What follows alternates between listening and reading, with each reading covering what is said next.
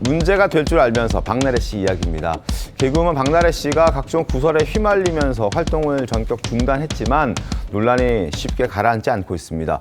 매니저 갑질부터 불법 의료 행위, 횡령 의혹에 이 중에서도 가장 큰 논란은 이제 불법 의료 행위겠죠. 주사 이모 논란인데 이번에는 MBC 예능 프로그램의 해외 촬영 중에 주사 이모와 동행한 사실을 매니저들에게 입단속을 시켰다는 이 폭로가 추가적으로 나왔습니다.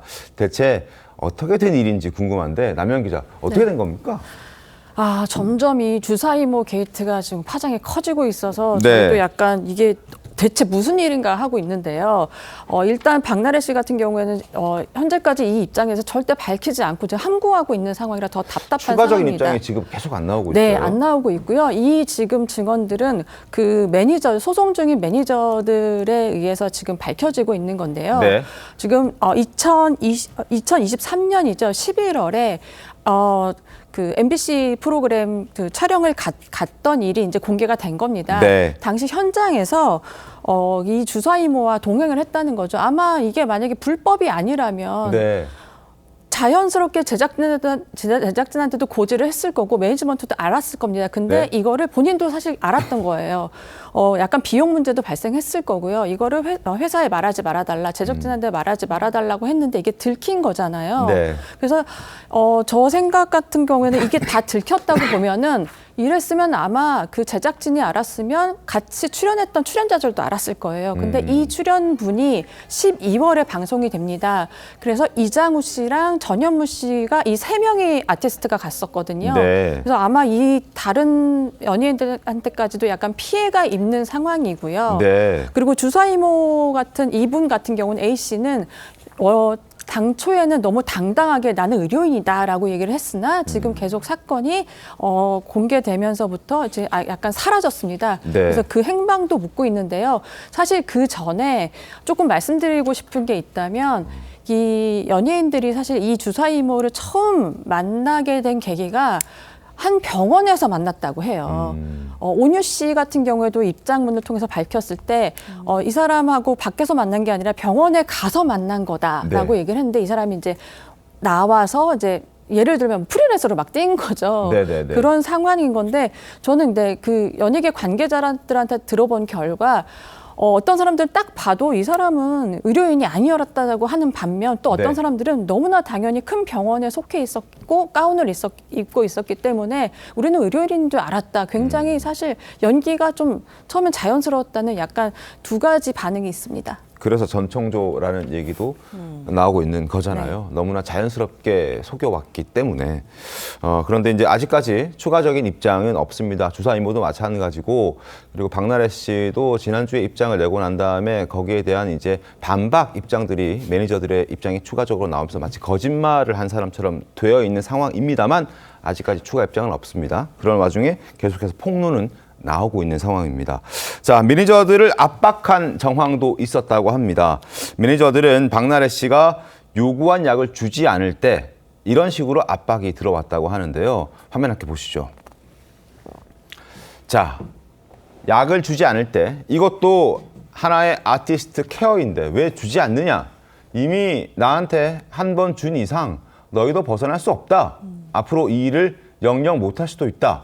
압박, 협박을 한 겁니다. 장윤주 변호사님. 사실 이 부분 때문에 의료법 위반, 그러니까 무면허자에게 의료행위를 받은 것 이상으로 강요죄 혐의가 있는 것 아니냐 이런 얘기가 지금 나오는 겁니다. 박나래 씨가 직접 강요죄. 그렇죠. 그런데 물론 이 부분은 좀 일단 매니저 측의 주장이기 때문에 이런 관련된 정황들을 수사기관이 좀 더 확인하고 수사를 해볼 필요는 있다라는 생각은 듭니다. 그렇지만 일단 매니저 측의 주장이 맞다라고 한다면 강요죄가 성립될 가능성도 어느 정도는 고려해봐야 될 것 같습니다. 네. 헌법상 강요죄는요, 폭행이나 협박에 의해서 권리를 행사를 방해를 하거나 의무 없는 일을 하게 했을 때 성립하는 죄고요. 네. 5년 이하의 징역 3천만 원 이하의 벌금에 처해질 수 있는 중한 범죄입니다. 그런데 박나래 씨가 정말 압박을 넘어서서 협박까지 했는지 이런 부분들을 수사 단계에서 좀 더 확인해 봐야겠지만 네. 지금 약을 주지 않으면 뭐 한 번 준 이상 너희도 벗어날 수 없다라고 한다든지 아티스트 케어의 일종이다라고 한다든지 또는 대리 처방 관련돼서도 이 대리 처방 사실이 알려지면 우리 같이 죽는 거다 이런 얘기를 했다라는 것이 매니저 측의 지금 주장 주장이기 때문에 이런 부분들이 입증이 된다라고 한다면 사실 그런 연예인과 매니저의 관계라는 부분을 생각해 본다라고 한다면 이 부분이 압박을 넘어서서 협박으로 작동했을 가능성까지도 수사기관이 아마도 검토를 해보지 않을까라는 생각도 듭니다. 알겠습니다.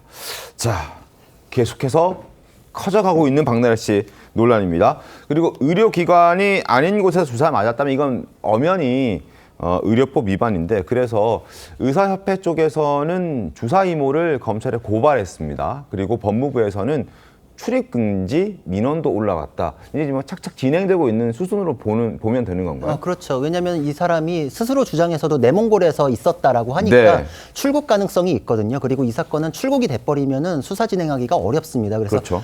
출국 금지라는 거는 두 가지 종류가 있는데 사실 긴급 출국 금지나 일반 출국 금지나 둘 다 해당 가능성이 있습니다. 네. 그러니까 이거는 아마 출국 금지하는 게 맞고 이 사람 주장에도 자기가 의료인 자격이라는 걸 증명을 못 하고 있잖아요. 그렇기 때문에 이 사람이 한 건 다 불법 의료로 보는 게 맞고. 네. 그리고 사실 이 사람이 주장한 내용 중에서도 우리나라 의료인이라도 이렇게 하면 안 되는 것들이 있거든요. 예외적인 상황에서만 왕진이 가능하고 이렇기 때문에 이게 이제 시설을 제대로 갖추지 않은 곳에서는 응급 상황에 대한 대처도 안 되고 네. 위생도 불충분하고 이렇기 때문에 왕진 자체가 사실 허용되는 경우가 극히 드뭅니다. 그러니까 이 사람이 했던 거는 시작부터 끝까지가 사실 불법 의료에 대한 의심을 불러일으킨다라고 네. 하기 때문에 이분에 대해서는 출국 금지가 아마 되지 않을까 이런 생각을 합니다. 알겠습니다. 자, 그리고 또 박나래 씨의 전 남자친구를 소속사 직원인 것처럼 꾸며서 돈을 지급하거나 회사 명의 계좌로 또 전 남자친구에게 3억여 원을 송금했다는 의혹도 받고 있습니다.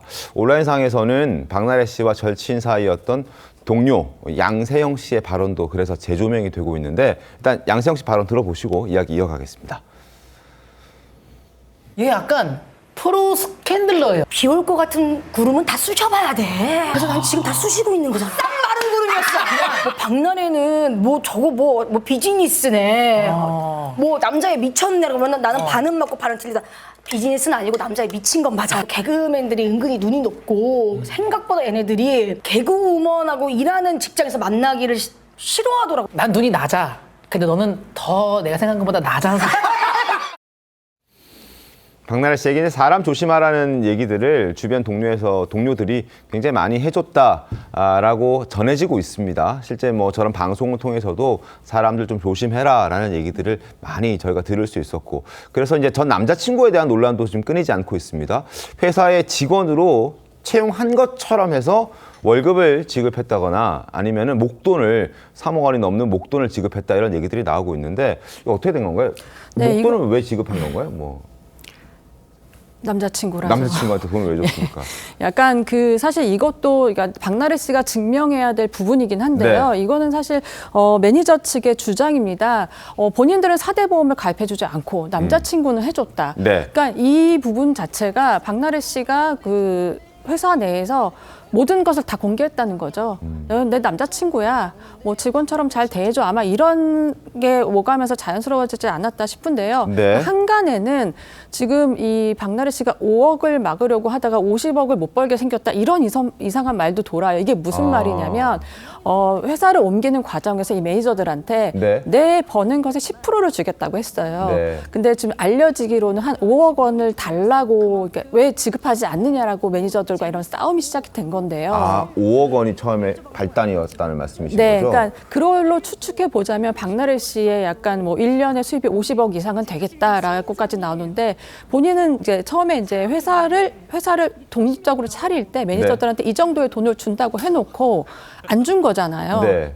어디까지나 이건 주장입니다. 그런데 알고 보니 매니저들은 또 보니까 남자친구한테 한 3억 원을 줬다? 굉장히 이게 화가 나는 부분이었을 거예요. 아마 이걸로 발단이 시작돼서 폭로가 시작되지 않았나. 그리고 결국에는 합의에 이르지 못한 게 큰 잘못이었던 것 같습니다. 네, 합의를 했다라고 말씀을 박나래 씨는 주장했었는데 지금 그걸 보면 벌어지는 상황들을 보면 그 말 자체가 거짓말이었던 것 같습니다.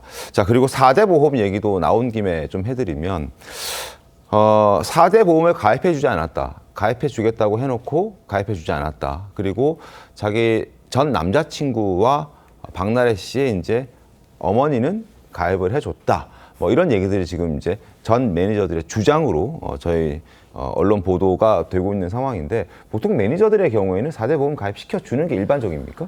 당연한 거죠. 당연한 왜냐하면은 거죠? 기본에 이제 지금 박나래 씨 사태 때문에 전 매니저들에 대한 처우나 이런 게 굉장히 이상하게 생각하시는 분도 굉장히 많을 거예요. 네네. 근데 보통의 회사들은 4대 보험 무조건 다 되고요. 52시간 근무제도 되고요. 굉장히 되는 경우인데 다만 이 경우는 박나래 씨가 1인 기획사였단 말이에요. 네. 이 1인 기획사가 어머니가 대표로 되어 있었습니다.